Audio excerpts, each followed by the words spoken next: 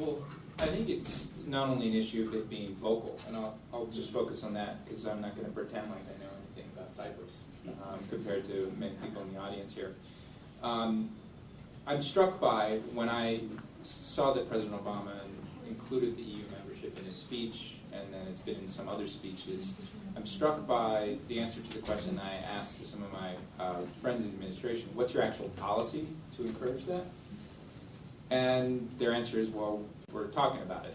And that, I'm being a little, I should be careful here, but it's an accurate point that it's not enough, and I liken it to, say, when the president went to India, and he said, it should be part of the Security Council and things like this. It's not enough to give speeches. You have to actually have a policy that deals with the practical problems or the blockages. And in the case of Turkey and the EU, there are clear blockages in countries that you might want to hone in on, like Germany and France and other things. But I think if you were to ask the people who are running that policy, there's, it's still in sort of rhetorical land as opposed to actual policy priority implementation land. The second thing I'd say, and just to close off, I pulled the tough tour of duty last week to be in Europe at a couple of security conferences in Naples, Italy, and Toledo, Spain. It was really tough. And at both conferences, and it was largely focused in the Middle East, a little bit of Afghanistan.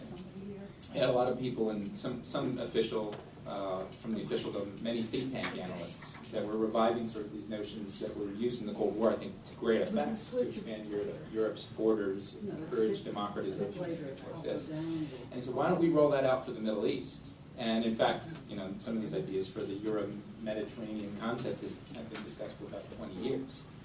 And I said, I think it's a great idea, but I said the elephant in the room is a couple of days ago, to the east, right over there was a pretty democratic election in this place called Turkey. And where are we on sort of that process? And like I would say, and sorry for being a little cynical, but like sort of the U.S.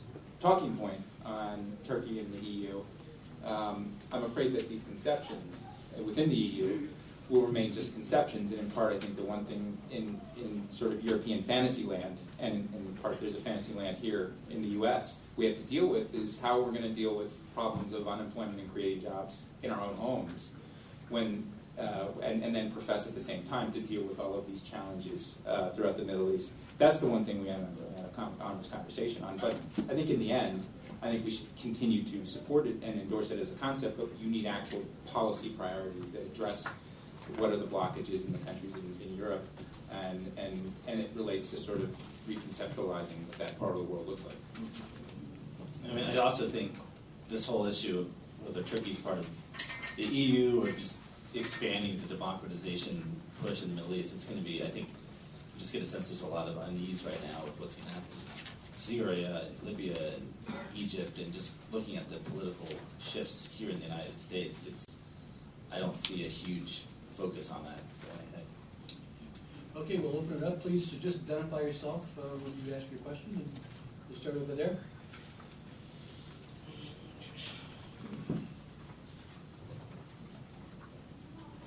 Karaman from SETA Foundation. Since our moderator started the questions with Cyprus and EU membership issue, I want to ask that, correct me if I'm wrong, in 2013, I think the leadership of EU will pass to Cyprus side. My question is for Mustafa Aydin.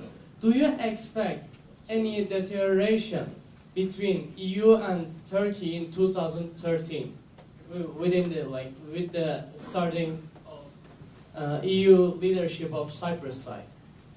Thank you. Yeah, I think it's the second part of the 2012, but it doesn't make any difference. It's for 6 months. Yeah, for 6 months. I don't think anything will change. It cannot go worse than today. 8 chapters. Well, look, 8 chapters are blocked by Cyprus issue. 5 more blocked by whims of France, and a couple of others are blocked by different member countries. So there is no single chapter today left behind that Turkey can start negotiation with the European Union easily. There are chapters that very difficult chapters of environment and industrial, etc. policies, but forgetting that there isn't anything you can do today. So I don't think it can go any worse than today. This is not to say that the Greek Cypriots might not try their hands, but when it comes to decision making in the European Union, I'm on the kind of realist, leaning on the realist side, thinking that France and Germany would not totally break up the relationship with Turkey. They would, even though they wouldn't like Turkey to see on the membership road now, they wouldn't, on the same level, they wouldn't like Turkey to be totally, let's say, I wouldn't say independent, but totally breaking the relationship with the European Union. So they will keep Cyprus online. Yeah, I would just say also the rotating presidency after Lisbon Treaty is even weaker than it was before. And keep in mind, we have a French election next year, a German election in 2013, and if you really want to be a dreamer, Cem Özdemir is Chancellor of Germany in 2013. Maybe that changes the equation. We'll see. Yes, over there. From this Jerusalem report, would you say that, any of you, that Just close. the uprising in the Arab world has strengthened or weakened the influence of Turkey in the Arab world? Well, I would originally. Can you hear the question? No. Have the Arab uprising strengthened or weakened Turkey's role in the Arab world? I would initially have said it weakened it, because in the first months you looked at what was the Turks were seen on the wrong side of the Libya situation. You saw photos of Erdogan being kind of burned in the streets of Benghazi, and in Syria it looked like they had backed the wrong horse. But I don't know. I think that might have been an early dynamic that seems to be shifting. Like I said, even in Syria now, Erdogan's investment in Assad seems to give him a lot of leverage, making him sort of the key player in that situation. On Libya, he's been pretty adept at shifting and moving away from a Gaddafi that's going to make them, with all their investments and time that they spent in Libya, make them a key player. So I would think, even though it looked kind of bad at the first few weeks, he's coming out okay. Yeah, I would agree with that. I mean, I think it's still, what I would say about the Middle East uprisings, I've written a little bit about this, is that it's my view we're in the very early stages of a transition that will probably take years to unfold in many of these countries. And even when we have elections in Egypt in the next few months or other things, the powers that be and sort of the way the economies are structured and other things, it's going to take a long time.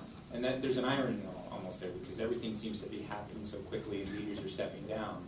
But structurally, you'll have a lot of challenges sort of with these societies and as generations come up. And I think Turkey has played quite a mixed role, and I alluded a little bit to sort of how its position, I think most people saw, evolved, at least from the public statements in March, on Libya and its approach there. And I think it's driven at its core by pragmatism. Just two sort of observational notes, one coming from a couple of U.S. diplomats, one senior U.S. diplomat, and some people running sort of the policy on the Middle East, said to me that, we reached out to actually some of our friends in Turkey, foreign ministry and things like this. They've been helpful in certain places about trying to understand what's going on, reaching out to certain types of groups in places like Egypt and other things.